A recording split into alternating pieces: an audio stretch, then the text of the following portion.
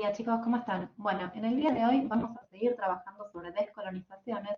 En la clase anterior vimos características generales de la descolonización, analizamos sus causas y analizamos los problemas que tiene el tercer mundo, que es el nombre que se adoptó para hablar de los países de África, Asia, América Latina, ¿sí? Hablamos de problemáticas que siguen existiendo hasta el día de hoy en estos territorios, ¿sí? Hablando claramente de un subdesarrollo y un neocolonialismo. Entonces, lo que vamos a hacer hoy va a ser trabajar sobre estas cuestiones que estuvimos charlando, ¿sí? Y quería explicarles cómo nos vamos a organizar.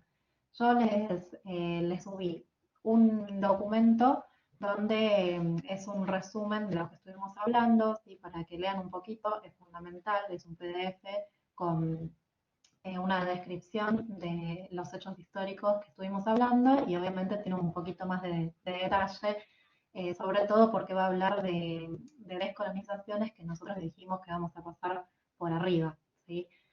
Hablamos nosotros puntualmente de algunas independencias de las colonias británicas y francesas, ¿sí? Bueno, verán que en el PDF hace una profundización y habla de independencias de algunos de los territorios africanos y otros asiáticos de los que no hablamos. Así que me parece importante que lean este documento porque les va a afianzar el conocimiento sobre estos temas que no es sencillo, ¿sí? Si bien alcanza con el video que les subí la clase pasada, está bueno para que en este contexto que están estudiando solos puedan también seguir leyendo, ¿no? Un poquito.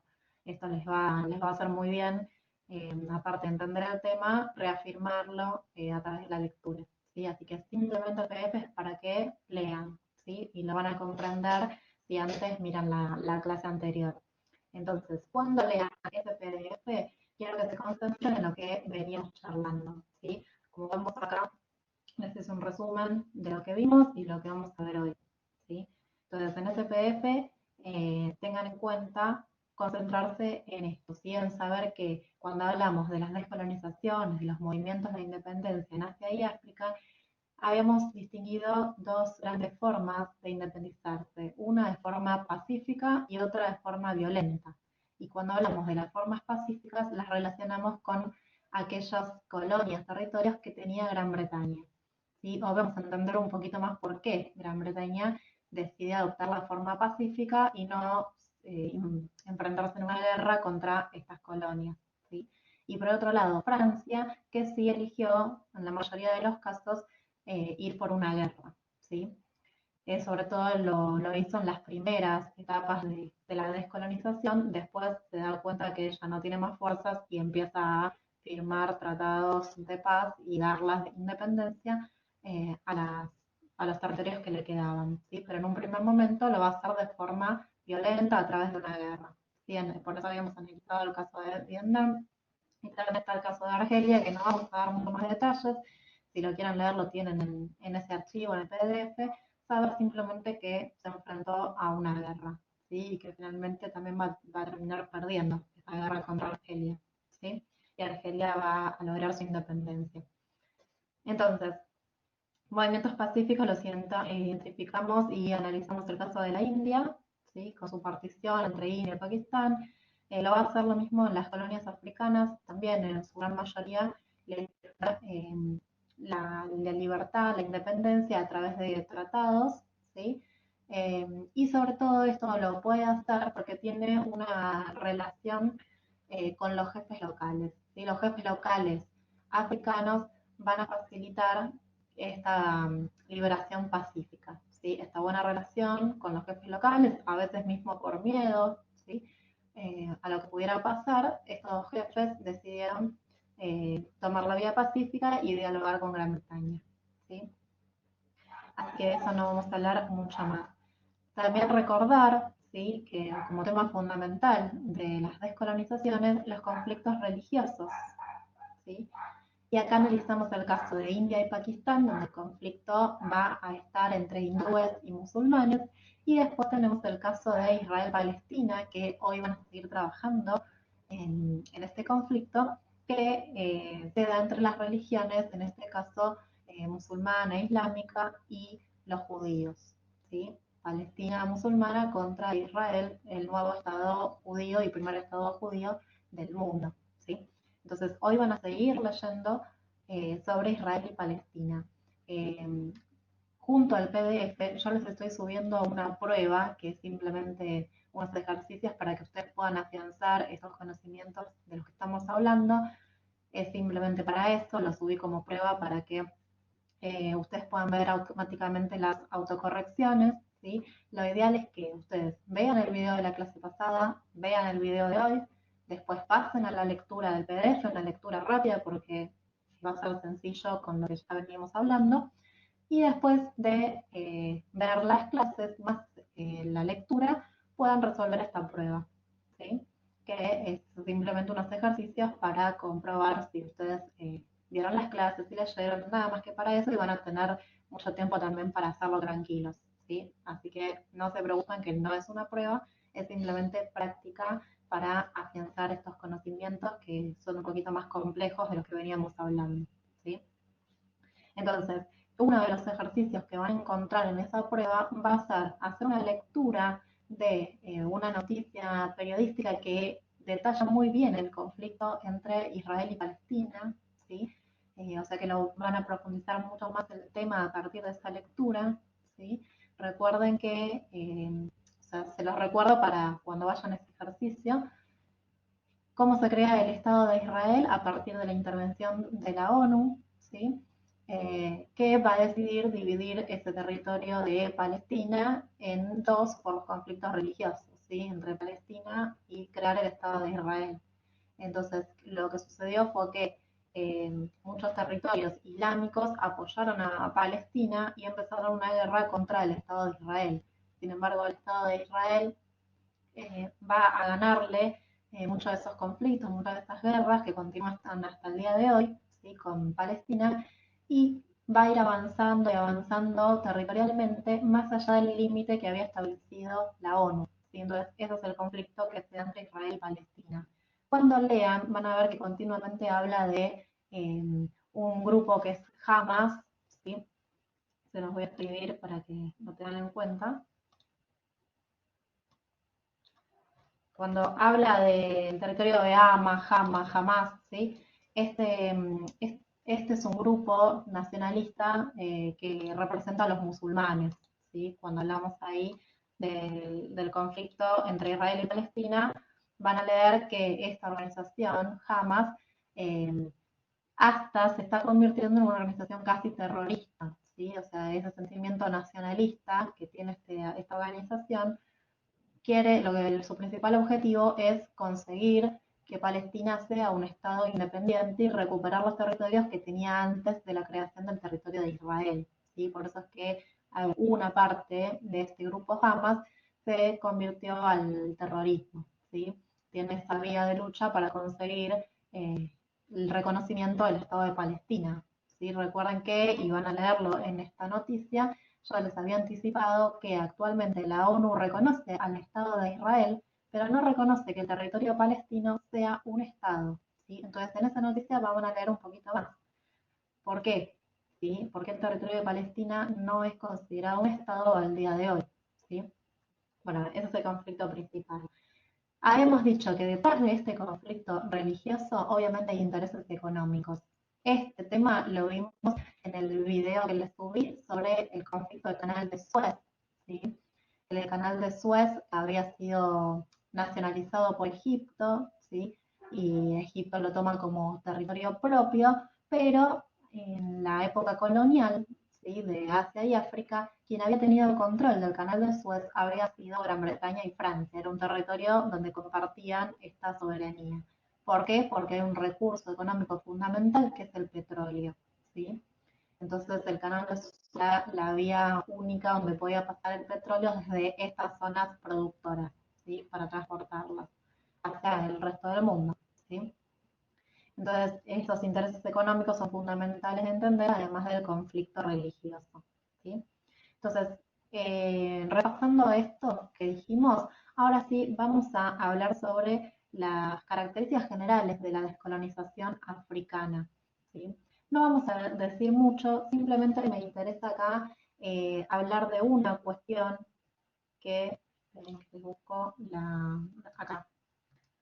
¿Sí? Cuando hablamos de la descolonización africana, obviamente vamos a seguir hablando de las causas que ya habíamos nombrado, ¿sí? Es estimulada por las convulsiones de la Segunda Guerra Mundial, las potencias no pueden tener más el control sobre estos territorios lejanos, ¿sí?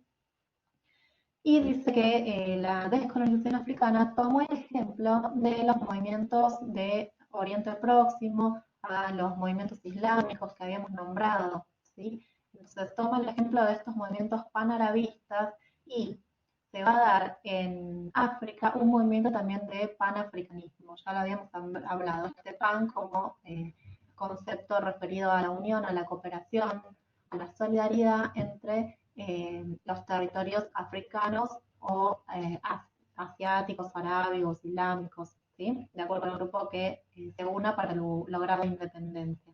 Entonces, del norte de África vamos a dividir acá lo que es el norte de África con el resto de África. Del norte nos va a interesar solamente esto, que es la guerra de Argelia, como ejemplo de que Francia llevó a cabo un movimiento violento para tratar de contener los movimientos de independencia, ¿sí? Solamente este caso. Y nos vamos a concentrar acá en lo que es el África negra, ¿sí? Si ustedes se fijan, acá tenemos al norte, ven acá está Argelia, este símbolo significa que hubo una guerra, así que no va a interesar solamente eso, ¿sí? Y acá está el famoso desierto de Sahara, ¿sí? Entonces todo el territorio, se los voy a marcar, todo el territorio que aproximadamente, ¿sí? Todo esto para abajo, todo esto va a ser llamada el África negra, ¿sí? ¿Por qué lleva ese nombre del África negra? Por la característica que comparten los africanos, ¿sí? El color de la piel, los negros africanos, ¿sí? Para la década del 50, ¿sí? Posterior a la Segunda Guerra Mundial, desde 1950 en adelante, comienza todo un movimiento literario y también movimientos nacionalistas que empiezan a hablar de la negritud, pero no como un concepto racial, ¿sí? O de inferioridad de raza, no, ¿sí? La negritud era considerado en ese momento por los mismos africanos como un movimiento de reconocimiento de su cultura, de su identidad, ¿sí? Que identificaba a estos negros. Entonces, ese sentimiento de negritud, ¿sí? Repito, que enaltece la cultura africana y la identidad, ¿sí? Que estaba en parte de su color de piel, eso entonces va a favorecer la aparición de movimientos panafricanistas, ¿sí? Va a favorecer que aparezcan movimientos panafricanos, si volvemos a la otra diapositiva, ¿sí? Esto va a hacer que en 1963 se cree la Organización de Unión Africana, ¿sí? Se van a unir estos territorios con este sentimiento de negritud, de panafricanismo, ¿sí? Y van a luchar por lograr la independencia, ¿sí? Van a luchar por el reconocimiento de su identidad, por el fin de la discriminación racial que la hacían los extranjeros, ¿sí? Sobre todo la dominación británica, la dominación alemana. O sea, fíjense que en África tenemos todas estas potencias que están colonizando, inglesas, francesas, portuguesas, italianas, belgas, españolas. Entonces, todos estos, ¿sí? O su gran mayoría, ejercían una dominación racial, ¿sí? Sobre este territorio, consideraban que ellos eran superiores y que los africanos eran inferiores. Entonces, lo que van a hacer este movimiento de la negritud es luchar contra esta discriminación racial, ¿sí?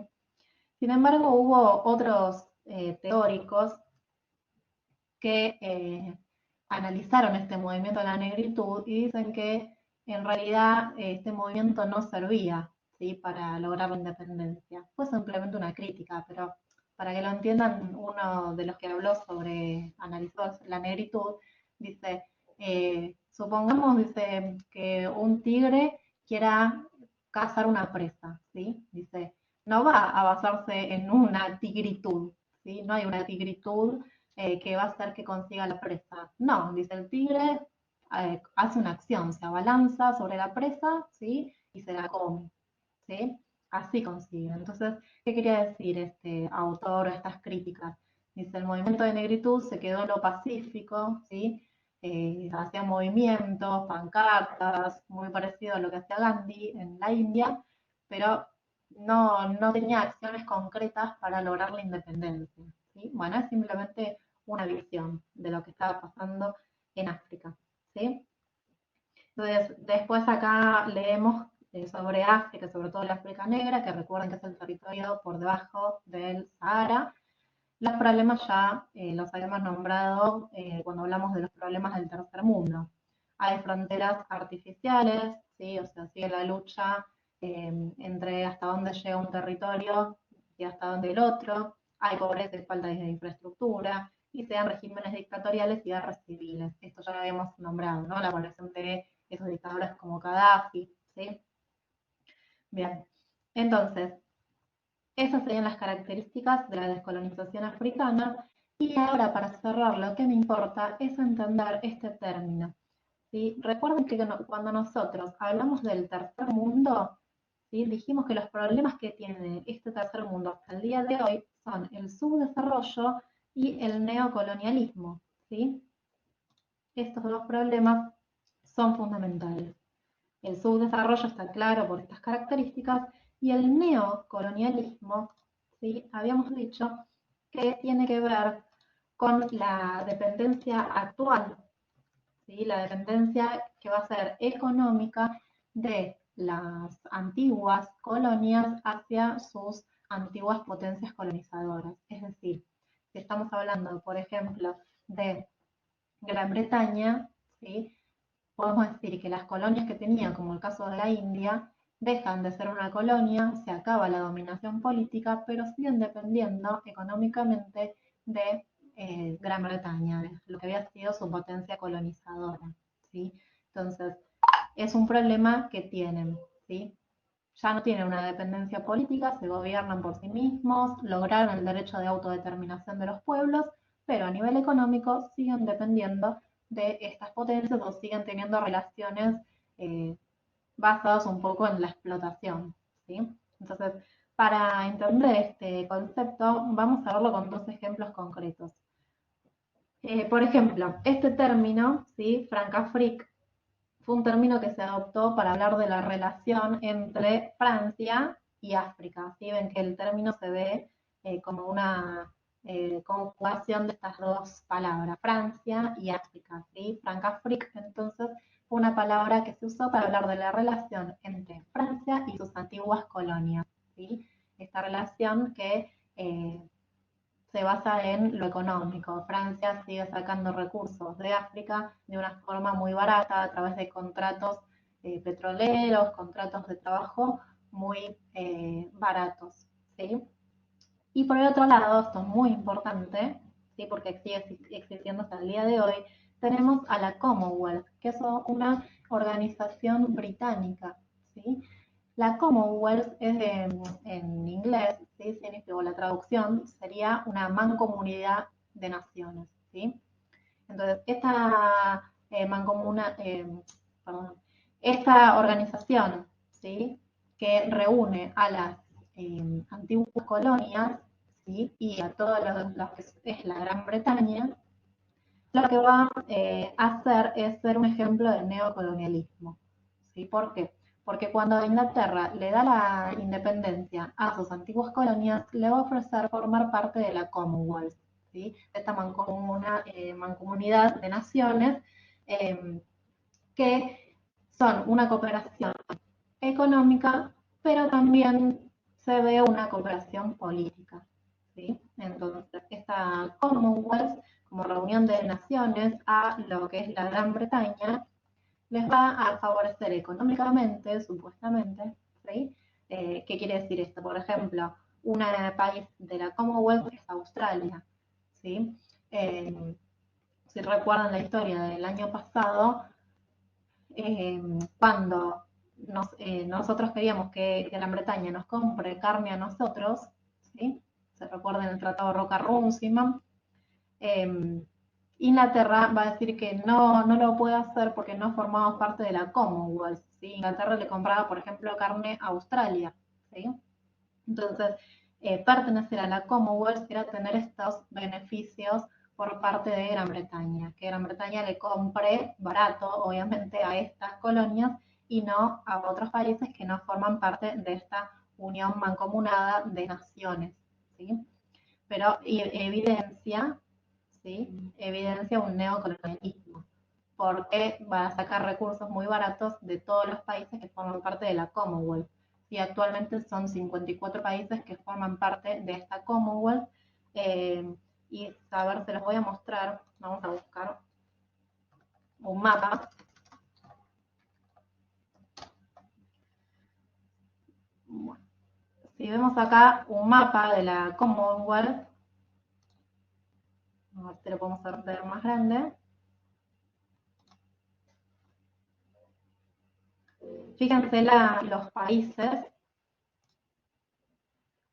que van a formar parte de esta organización mancomunada de naciones, ¿sí? Por un lado acá tenemos a la Gran Bretaña, ¿sí? Con los países que lo forman parte, y tenemos a gran parte de los países africanos, la India, ¿sí? Fíjense que son sus antiguas colonias, entonces todavía hay una relación. ¿Y qué evidencia esta relación neoimperialista o neocolonial? Hay algunos datos que evidencian esto. Por un lado, si bien es una cooperación económica, ¿sí? Y que en su declaración de principio, cuando se crea esta Commonwealth que se va a crear para 1930, ya tenía larga historia, pero se va a ratificar